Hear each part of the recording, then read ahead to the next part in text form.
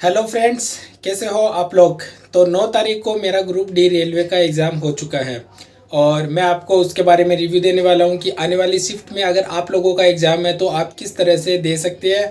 और कोई अगर आपके कोई एक दो टॉपिक आप जो पढ़ना चाहते हैं वो पढ़ सकते हैं। मैं आपको इसके बारे में थोड़ी सी जानकारी देने वाला हूँ।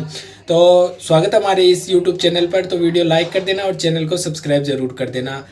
तो सबसे पहले बात करते हैं कि मैथ का लेवल कैसा था। मैथ का लेवल एकदम बढ़िया, इजी टू मॉडरेट था। नॉर्मल क्वेश्चन अगर आप करना चाहो तो 15 क्वेश्चन आप कर सकते हैं। उसके बाद में जो क्वेश्चन का लेवल था वो एकदम मॉडरेट टू हार्ड था।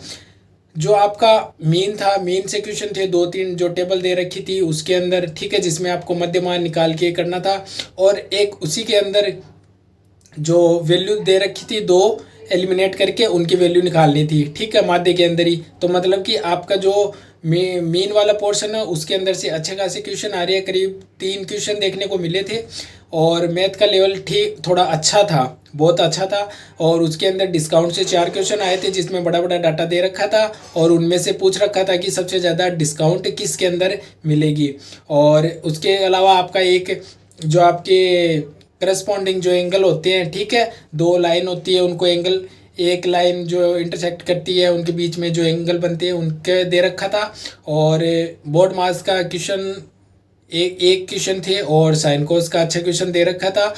कॉट थीटा की पी अपॉन क्यू वैल्यू दे रखी थी और कुछ सेक और कोसेक के अंदर रिलेशन पूछा था, ठीक है, उसके उससे रिलेटेड क्वेश्चन आया था। और मैथ का लेवल काफ़ी अच्छा है। अगर अगर आप जो लाइव क्लास चल रही है, जैसे साहिल सर की जो क्लास चल रही है मैथ की, आप उनको डेली रेगुलर अगर फॉलो कर रहे हैं तो आपका पेपर अच्छा होने की संभावना है, क्योंकि वो जो क्वेश्चन करा रहे हैं लगभग उनसे रिलेटेड ही क्वेश्चन आपको देखने को मिल रही है। और मेंसुरेशन की बात करें तो मेंसुरेशन के अंदर जो आपका एक दो क्वेश्चन देखने को मिला था, जिसमें एक क्वेश्चन तो बहुत ज़्यादा तगड़ा लेवल का था, मतलब आपका जो मेंस था उसके लेवल का देखने का मिला था। उसमें कुछ सर्किल वगैरह दे रखे थे, सॉरी, उसके अंदर कुछ है ना, एक आपको बेलन दे रखा था, उसके अंदर से आपको जो एक गोला का निर्माण किया जाता है उससे फिर कुछ निकाल के रेडियस वगैरह, फिर उसका पृष्ठीय क्षेत्रफल निकालना, ऐसे कुछ करके निकालना था उसमें। और मैथ का इतना कुछ था लेवल। तो अगर आप साहिल सर की क्लास रेगुलर ले रहे हैं तो आपका मैथ ठीक होने की संभावना है। बाकी अगर बात करें रीजनिंग की तो रीजनिंग ठीक थी, इजी टू नॉर्मल ही थी, ज़्यादा मॉडरेट भी नहीं बोल सकते और आराम से आप क्वेश्चन अटेम्प्ट कर सकते हैं। उसके बाद साइंस की अगर बात करें तो साइंस के अंदर जो नीरज सर की क्लास है 25 में से 25 क्वेश्चन आप कर सकते हैं अगर आपने डेली उनकी प्रैक्टिस सेट क्लास ली है। अगर उन्होंने आप जो क्लासेस करवाई है, फ्री क्लासेस, अभी लाइव क्लास चल रही थी, वो अगर आपने क्लास ली है तो आप आराम से और कर सकते हैं। जैसे अभी 2-3 क्वेश्चन तो मेरे को याद भी है। आपका उसका कॉनकेव लेंस से आया था, सॉरी कॉन्वेक्स लेंस से आया था। और एक आपका जो जीवाणु दे रखा था उस वो पूछा था कि किससे रिलेटेड है, मतलब उसका जो प्रोटेस्टा से, मोनोरा से, या किससे फाइलम से, किससे रिलेटेड है, वैसे करके कुछ क्वेश्चन था। और और एक आपका इन्वायरमेंट से रिलेटेड था, बायोलॉजिकल से आया था एक क्वेश्चन। और इसके अंदर आपका कुछ ऐसे क्वेश्चन पूछ रखे थे। एक आपका जो नर्वस सिस्टम होता है उसके अंदर पूछ रखा था कि जो अपना जो मानव तंत्रिका तंत्र है उसके अंदर कौन सा नहीं पाया जाता, ऐसे कुछ करके था, जिसमें मेडुला पॉन्स वगैरह ये दे रखा था। और एक जो नेफ्रॉन है वो दे रखा था। ऐसे था, पूछा था कि कौन सा नहीं है, ये करके क्वेश्चन आया था। एक आपका जो टिश्यू था कि हमारी जो बॉडी होती है उसके ऊपर कौन सा टिश्यू पाया जाता है, ठीक है, स्किन के ऊपर। तो जैसे हमारी स्किन अगर कुछ डैमेज हो जाती है फिर वो रिकवर हो जाती है, ऐसा कौन सा टिश्यू होता है जिसके कारण ये सब होता है। एक आपका जो केमिकल रिएक्शन से, आई थिंक मेरे को याद नहीं आ रहा, लेकिन एक पूछा था कि जो परमाणुकता होती है वो क्या होती है। अणु होते हैं उनको पे बोलते हैं, मतलब उसकी डेफिनेशन पूछी थी कि परमाणुकता को आप किस प्रकार से डेफिनेशन देते हैं, उससे रिलेटेड था।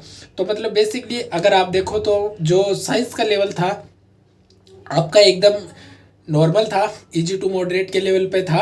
आराम से क्वेश्चन आप कर सकते हैं। ऐसा कोई क्वेश्चन नहीं था जो बाहर से आया है, या ऐसे कोई एनसीईआरटी अभी जो रेलवे ने अभी सीबीएसई की चेंज कर दी है, ठीक है, तो उससे कुछ ऐसा देखने को नहीं मिला था। आराम से क्वेश्चन आ रहे थे, आप कर सकते हैं। और इसके अलावा अगर रीजनिंग और जो आपने साइंस अगर अच्छे से कर ली तो आप मैथ भी आराम से 20+ कर लेंगे। मैंने 21 क्वेश्चन अटैम्प्ट किए थे, क्योंकि जो लास्ट के 4 क्वेश्चन थे वो बहुत ज़्यादा डिफिकल्ट थे, मतलब अच्छे लेवल के क्वेश्चन थे, वो अटैम्प्ट ही नहीं होते। जो आज जितने लगभग क्वेश्चन मैंने पूछे थे आसपास के लोगों से, उन्होंने भी है ना 18-20 के समथिंग के क्वेश्चन किए थे। और अगर करंट अफेयर की बात करें, सबसे पहले 20 क्वेश्चन का मार्जिन है। तो करंट अफेयर जो आपके क्वेश्चन आ रखे थे उसके अंदर एकदम प्योर 2026 के पूछ रखे थे। इसके अंदर आपके इंडेक्स से आ रखा था क्वेश्चन, और हैप्पीनेस से पूछा था कौन सी कंट्री फर्स्ट जो है 1 नंबर पे है। और उसके बाद में आपके जो और क्वेश्चन देखने को मिले थे मेरे को, जो आपका एशियन पैरा स्पोर्ट्स हुआ था और जो आपकी सबमिट वगैरह हुई थी, ठीक है, जो और उससे रिलेटेड था। एक जो आपका 2026 में बिल आया था, ठीक है, उसके बारे में पूछा था कि वो किससे रिलेटेड था। मतलब 4 ऑप्शन देखे थे, सीआरपीएफ दे रखा था और जीएसटी वगैरह, और 1-2 ऑप्शन और थे उससे रिलेटेड थे।